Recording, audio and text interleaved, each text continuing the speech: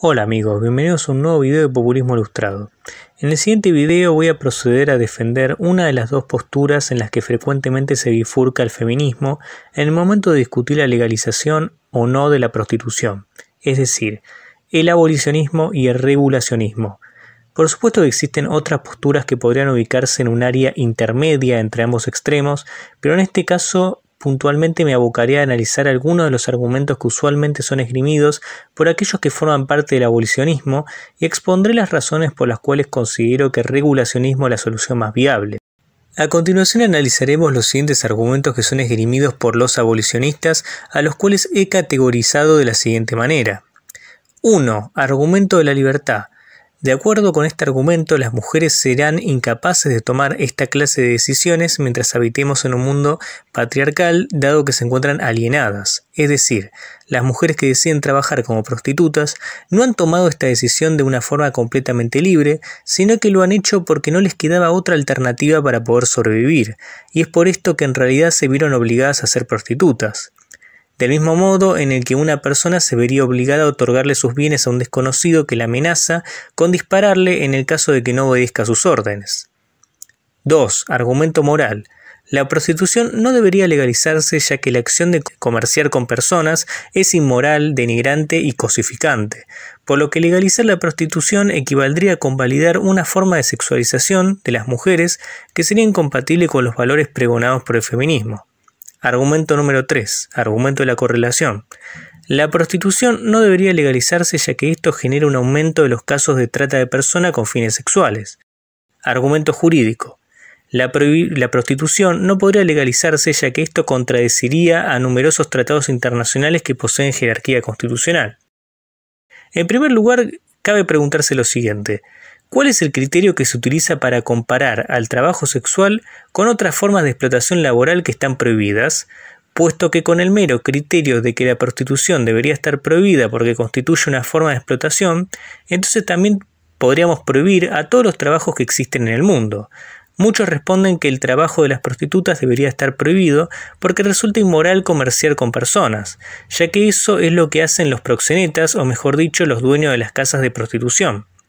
Pero francamente este no me parece un argumento muy válido, ya que todos los trabajos del mundo implican comerciar con seres humanos, que poseen un precio expresado en un salario, como así también todos los trabajadores actúan como mercancías que se venden en el mercado en forma de fuerza de trabajo.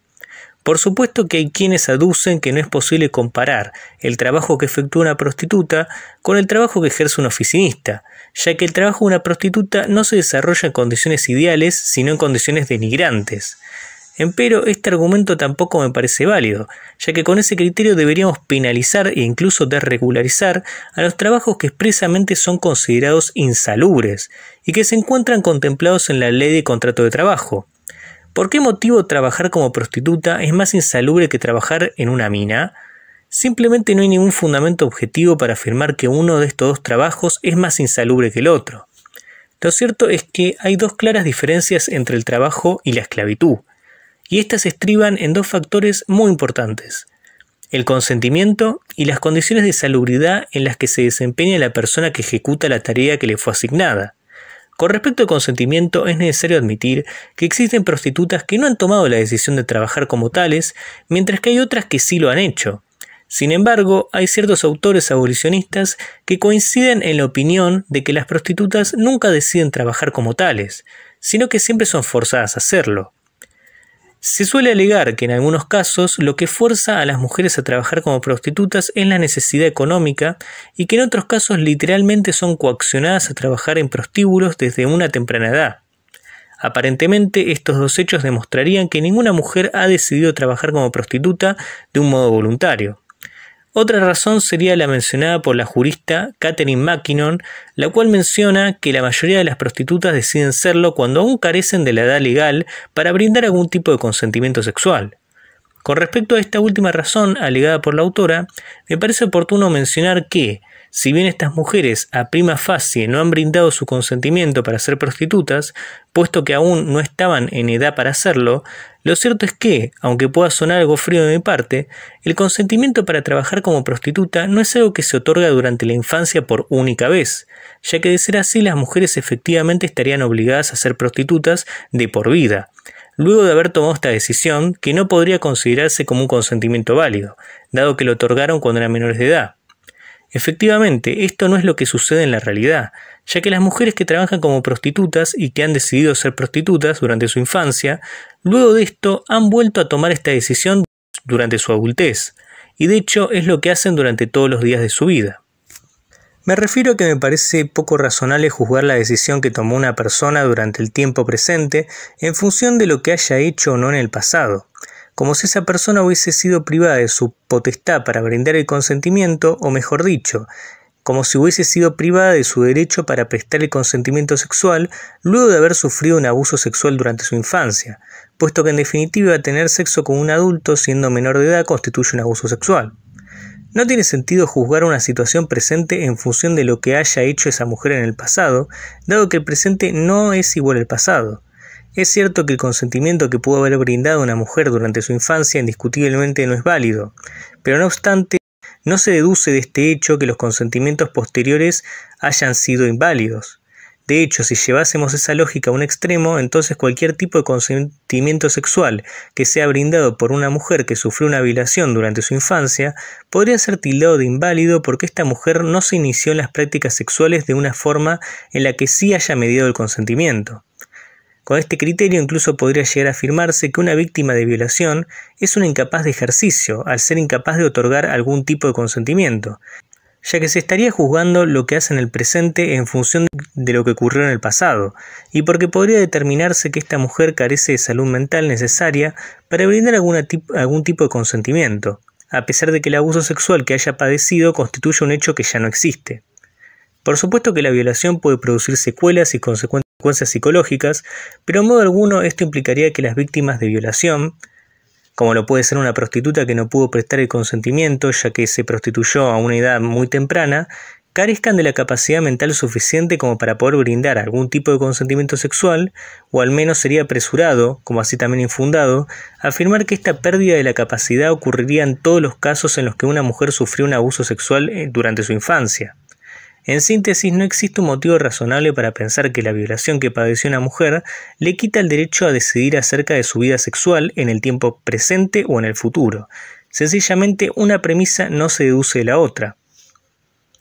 Con respecto al primer alegato, tampoco considero que sea razonable, principalmente porque con ese criterio, la mayoría de los trabajos deberían ser obliterados, puesto que en muchos casos las personas se ven obligadas a obtener ciertos empleos para satisfacer sus necesidades económicas, y la verdad es que quitarles el trabajo tampoco beneficiaría a estos individuos, pues claramente podría provocar un efecto aún peor sobre ellos, que se mueran de hambre, como así también, en el caso de las prostitutas, una acción de estas características podría ocasionar que éstas ejerzan la prostitución por medios aún más precarios. Asimismo, podríamos cuestionar la afirmación de si realmente somos libres de elegir entre trabajar o no trabajar, puesto que vivir y sobrevivir poseen un precio monetario, y nuestros medios de subsistencia claramente no son gratuitos, por lo que nuestro ámbito de autodeterminación en un sistema capitalista casi siempre se reduce a dos opciones: trabajar o morirse de hambre. Empero cabe decir que las mujeres pauperizadas, como así también los varones que se prostituyen como taxi boys, no han sido obligadas a ejercer este tipo de trabajo, sino que solo se vieron obligadas a trabajar. Cabe mencionar que las personas pertenecientes a la clase pauperizada pueden optar entre una variedad de trabajos que, si bien no es muy amplia, existe, ya que de lo contrario todas las mujeres pobres serían prostitutas, lo cual no es así. El caso de la trata de personas es diferente, ya que en este caso no existe ningún tipo de consentimiento entre la mujer y el proxeneta que la explota. Cabe decir que nuestro Código Penal no solo sanciona a la trata de personas, sino que también penaliza cualquier forma de prostitución consentida. En efecto, el artículo 127 del Código Penal estipula que será reprimido con prisión de 4 a 6 años el que explotara económicamente el ejercicio de la prostitución de una persona, aunque mediara el consentimiento de la víctima. Es decir, que con el argumento de que la prostitución debe ser penalizada porque las prostitutas nunca han brindado su consentimiento, pierde todo sentido, dado que en los hechos la prostitución no es reprimida por la falta de consentimiento. Es decir, que el argumento de que la prostitución debe ser penalizada porque las prostitutas nunca han brindado su consentimiento pierde sentido, dado que en los hechos la prostitución no es reprimida por la falta de consentimiento. Por supuesto que se puede alegar que las prostitutas en realidad nunca consintieron trabajar como tales de una forma libre, porque vivimos en una sociedad patriarcal que les inculca a las mujeres la idea de que deben ser un objeto del consumo para los hombres, por lo que su voluntad se encuentra manipulada y en definitiva viciada. Pero, ¿acaso no podríamos oponernos a la actividad desempeñada por las actrices porno con este mismo argumento? Y además, ¿acaso el hecho de que existan strippers hombres y taxi boys no contradice el discurso de que la explotación sexual necesariamente siempre tiene cara de mujer, porque es un producto exclusivo del patriarcado? Sin embargo, no es mi intención verme inmiscuido en esta chicana. Personalmente considero que es altamente probable que muchas mujeres hayan decidido trabajar en profesiones en donde deben exhibir su físico porque querían cumplir con mandatos patriarcales. Pero, ¿acaso la penalización de estas actividades realmente cambiaría esta realidad? Es decir, ¿la sociedad dejaría de ser patriarcal por el mero hecho de que la prostitución sea considerada una actividad ilícita por un libro que sirve para castigar? A decir verdad, yo no creo que la pena sirva para algo, pero mucho menos para suscitar cambios culturales en una sociedad. Podemos oponernos a la legalización de la prostitución, pero es muy difícil defender de una manera positiva a la penalización de la misma. Podemos estar de acuerdo o no con la prostitución, pero ¿realmente podemos afirmar que su penalización ha servido para algo? ¿O por el contrario ha generado una inmensa red de prostíbulos clandestinos en donde las prostitutas trabajan bajo condiciones denigrantes, puesto que están absolutamente desprotegidas? A mi parecer podríamos oponernos a la penalización de la prostitución por la misma razón por la cual nos oponemos a la penalización del aborto.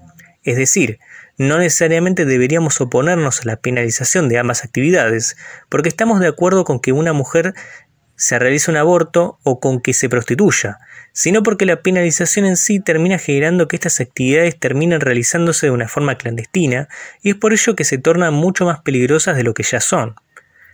Lamentablemente la prostitución es la profesión más antigua del mundo y siempre seguirá existiendo aunque la penalicemos. Por lo que creo que la disyuntiva debe recaer sobre si queremos que esta actividad se practique de una forma clandestina o si por el contrario preferimos que la prostitución sea legal y que por ende se encuentre controlada, para que de esa manera pueda evitarse que las mujeres trabajen en pésimas condiciones, como así también podrían efectuarse los siguientes logros: que se reconozcan sus derechos laborales básicos, que sus jornadas duren 6 horas o menos, como lo establece la LST para los trabajos insalubres, que les paguen un salario mínimo que les permita subsistir para que de esa forma no se vean obligadas a trabajar por más horas con el objetivo de reunir el dinero suficiente para mantenerse, y un largo etcétera.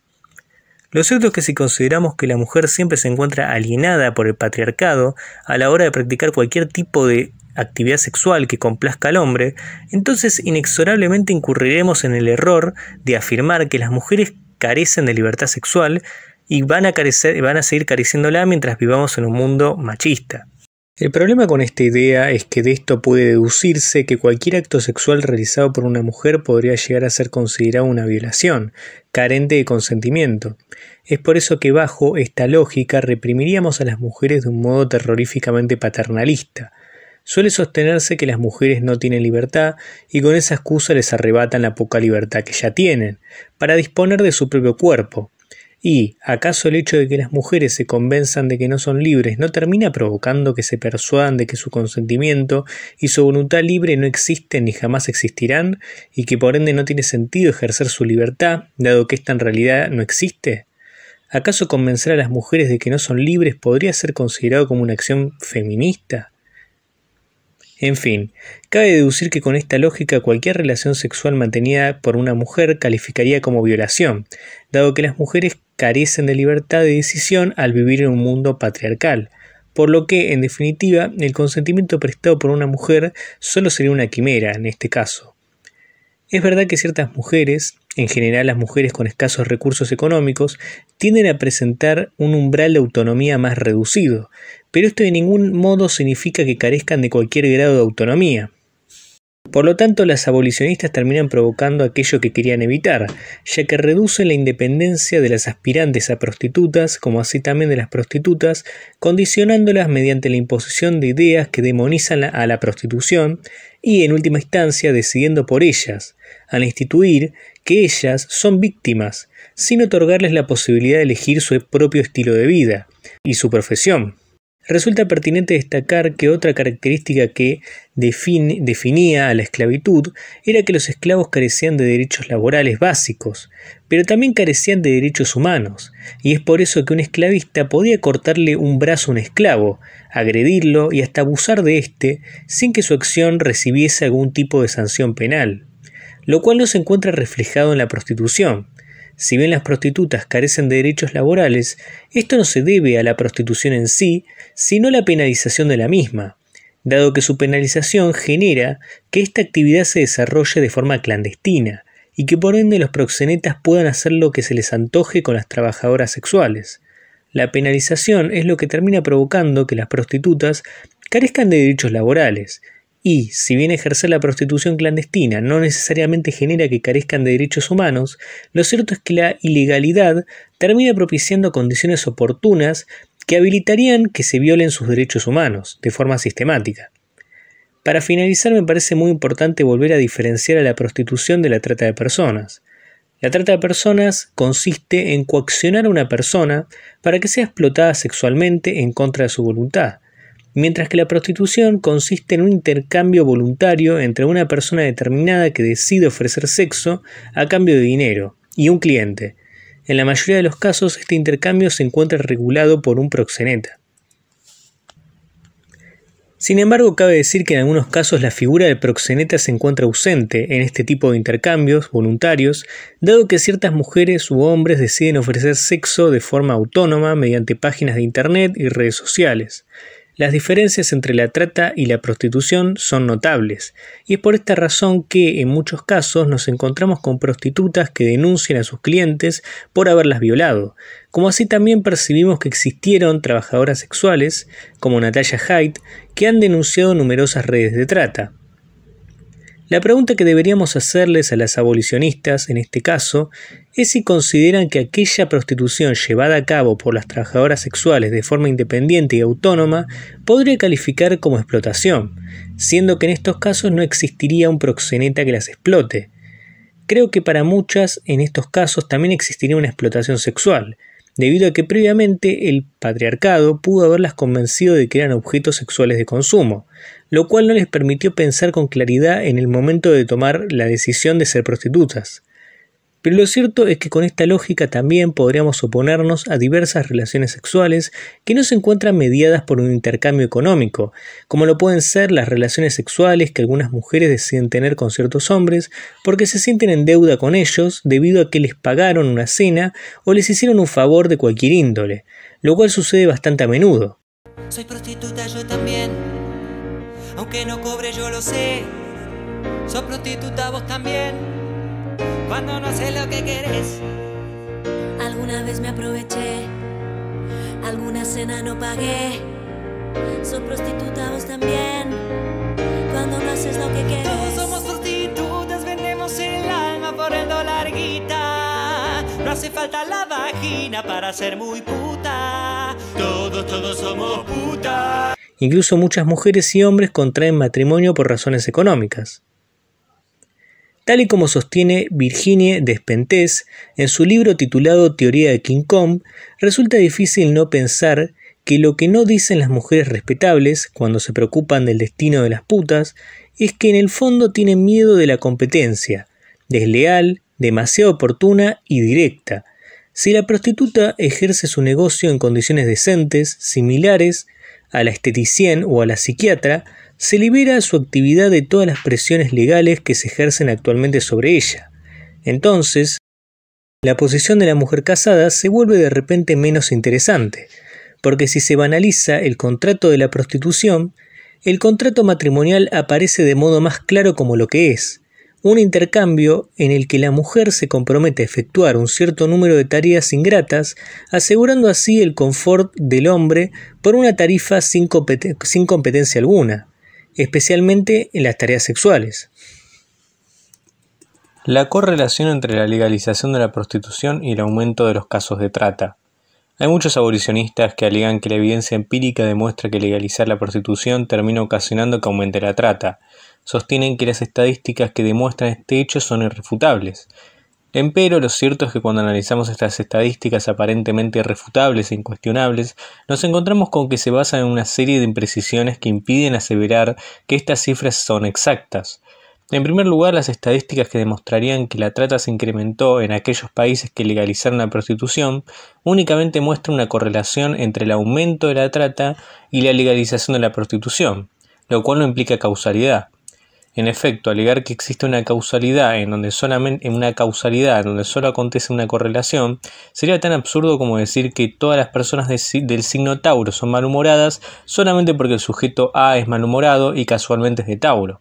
Afirmar que existe una causalidad entre dos hechos donde solo acontece una correlación equivaldría a incurrir en la falacia cum hoc ergo propter hoc. Es increíble que en tan poco tiempo hayas juntado falacia ad hominem, falacia de falsa asociación, de vuelta falacia ad hominem. Digamos, ¿podés hacerlo con argumentos, por favor? Empero, ¿existiría una relación de causalidad entre legalizar la prostitución y el incremento de la trata de personas? Para determinar esto, primero deberíamos analizar las estadísticas que miden la trata de personas, y en este punto sería oportuno preguntarnos si estas son precisas, y lo cierto es que no, puesto que la fiabilidad de estas mediciones depende de captar e identificar a las personas que son víctimas de trata. De esta forma no podremos saber si el supuesto aumento de la trata de personas se debe a si efectivamente la trata aumentó, o si esto se debe a que los métodos para identificarla han mejorado notablemente, o bien porque la trata fue más perseguida luego de que se legalizara la prostitución. En este caso ocurre algo similar a lo que sucede con las cifras del aborto clandestinos, ya que ambas actividades son ilícitas y por ende la cantidad de casos no se puede determinar con precisión. Otra razón por la que no podemos considerar a estas estadísticas como precisas y correctas radica en que hay otras estadísticas cuyos resultados contrastan con las estadísticas que muestran que la trata aumentó en los países que legalizaron la prostitución.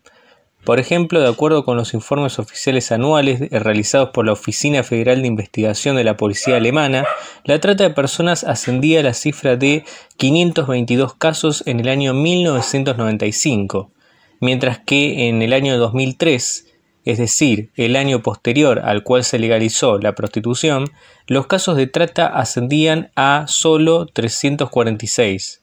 Pero, ¿acaso esto significa que la legalización de la prostitución generó una disminución de la trata? No, en absoluto. Durante el año 2001, es decir, un año previo a la legalización de la prostitución, se presentaron 273 casos, es decir, menos casos de los que se presentaron después de la legalización. A pesar de que esto no demuestra que la legalización de la prostitución reduce los casos de trata, tenemos que admitir que lo que prueba esto es que no existe una correlación determinante entre la legalización de la prostitución y el aumento de la trata de personas, sencillamente porque acontecen variaciones muy dispares durante cada año, por lo que es casi imposible determinar que existe una correlación. De hecho, los casos de trata bajaron en el 2004, ya que se registraron 277 casos. Y en el 2005 se identificaron 230 casos, por lo que también podríamos interpretar que la legalización de la prostitución redujo los casos de trata, si comparamos al año previo de su legalización, 2001, con el año 2005, concluyendo que la trata de personas se redujo luego de 3 años de legalización. Sin embargo, esto equivaldría a manipular los datos. Los datos solo nos demuestran que no existe una correlación entre el incremento de casos de trata y la legalización de la prostitución, como así también demuestran que no existe una correlación entre la reducción de los casos de trata y la legalización de la prostitución. Por lo tanto, tenemos que concluir que el aumento de casos de trata probablemente se deba a otros factores como el grado de eficacia de los policías, la variación de los índices de pobreza, etc. Además, únicamente podemos afirmar esto sobre Alemania, ya que no existen cifras globales que demuestran que la trata aumentó en todos los países que legalizaron la prostitución. Sin embargo, se le podrían hacer muchas objeciones a la ley de prostitución de Alemania, ya que ésta posee varias irregularidades y defectos. En primer lugar, las únicas prostitutas que pueden insertarse en el sistema laboral para así tener derechos laborales son aquellas que pertenecen a la Unión Europea. lo cual podría incentivar el tráfico de personas que pertenecen a otros países. Evidentemente esto debería modificarse, ya que estas disposiciones son extremadamente discriminatorias y para colmo alientan el tráfico de personas. Sin embargo, desde el sector abolicionista se podría interpretar que nada de esto demuestra que legalizar la prostitución en Argentina sea una buena idea, puesto que no sabemos cómo podría repercutir la legalización en un país subdesarrollado como el nuestro.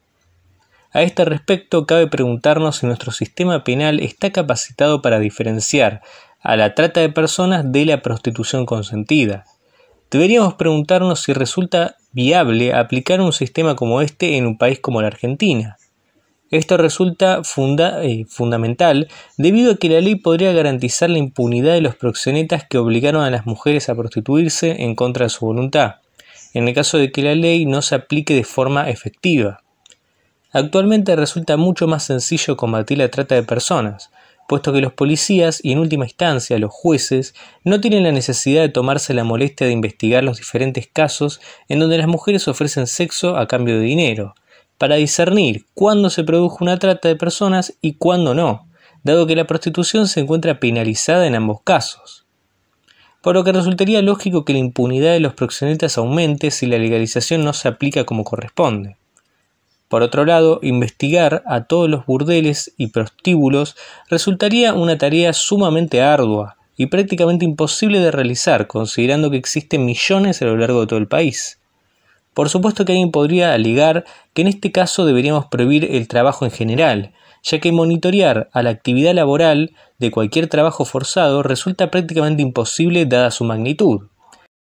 Si bien hay muchos casos en los que la prostitución es consentida, a su vez también hay numerosos casos de trata que podrían ser encubiertos mediante el manto de la legalidad. A este argumento podría respondérsele que justamente para eso existen los sindicatos. En efecto, los sindicatos se encargarían de monitorear la actividad de las prostitutas, y es por eso que no resultaría necesario que el Estado intervenga todo el tiempo. Sin embargo, ¿el sindicato de prostitutas estaría capacitado para discernir cuándo una prostituta consentió trabajar para un proxeneta y cuándo ha sido obligada? Por otro lado, ¿cómo serían estas entrevistas? ¿Qué tipo de protocolos se utilizarían en esos casos? Si analizamos el caso de Alemania, de acuerdo con la ley de prostitución promulgada en el 2002, las mujeres que deseen registrarse deberán entablar una charla informativa con la autoridad que se encargaría de su registración. La ley estipula que en el caso de que el funcionario estime que existen indicios reales de coacción, dependencia o explotación, deberá denegar el registro. Pero, ¿de qué manera este funcionario sabría que tal o cual mujer ha sido coaccionada sin que se haya efectuado algún tipo de investigación rigurosa mediante la cual pueda arribarse a una conclusión semejante? ¿Se basaría en su intuición? ¿Y si la mujer que concurrió a registrarse era una víctima de trata que fue amenazada por su proxeneta para que se registre? ¿Qué se podría hacer en ese caso? A mi entender es normal que se efectúen esta clase de preguntas, pero a decir verdad creo que en el fondo carecen de sentido. Porque un proxeneta que secuestró a una chica para explotarla sexualmente jamás le permitiría fugarse para que de esta forma ésta se pueda registrar, y tampoco se presentaría junto con la víctima en el registro, porque hacer esto podría imposibilitar que la víctima pueda cometer la acción de delatarlo, por lo que jamás haría algo así, dado que no sería conveniente para su negocio. Es por esta razón que los que incurren en el delito de trata con fines sexuales procuran mantener a las mujeres alejadas de su entorno social. En conclusión, considero que este caso hipotético es bastante inverosímil y podría ocurrir con cualquier clase de trabajo irregular, o mejor dicho, con cualquier trabajo, al que sea sometida la víctima de trata. Sin ir más lejos, la trata de trabajadores textiles suele ocurrir muy a menudo, a pesar de que la actividad textil pueda ser registrada, y sin embargo sería poco razonable plantear que acabaríamos con la explotación al no otorgarles derechos laborales a los que se desempeñan en este rubro. Yo no digo que no sea válido cuestionar si las prostitutas deberían tener derechos laborales, pero la verdad es que cuestionar si el hecho de tenerlo o no modificaría la situación de las prostitutas equivaldría a cuestionar la propia eficiencia de todas las normas laborales. Y como ya he enunciado anteriormente, el hecho de registrar a personas que son víctimas de trata para ocultar la trata bajo un manto de legalidad también constituye una práctica que no solo se realiza con las prostitutas, sino con cualquier víctima de trata, independientemente de que no sea explotada sexualmente. A ver, que no se me malinterprete, la legalización de la prostitución es todo un proceso y es difícil de lograr, y quizás en un país como la Argentina sea todavía más complicado. El problema es que la penalización solamente termina generando que las mujeres prostitutas empiecen a trabajar de una forma aún más precaria y que terminen trabajando en la calle o en formas aún peores. Y esto solamente las perjudica. Entonces, bueno, deberíamos preguntarnos si realmente sirve de algo abolir la prostitución. Si abolimos la prostitución, ¿a qué se van a dedicar esas mujeres? ¿De qué van a trabajar? ¿Y de qué van a vivir? Porque en definitiva podemos cerrar todos los burdeles, pero eso no va a evitar que las mujeres sigan trabajando como prostitutas, pero de una forma todavía más precaria. Es algo que tenemos que preguntarnos. Bueno, en el próximo video voy a estar hablando sobre los argumentos legales en contra de la prostitución. No voy a explayar sobre ese tema en este video porque si no me va a quedar demasiado largo. Así que nos vemos en el próximo video.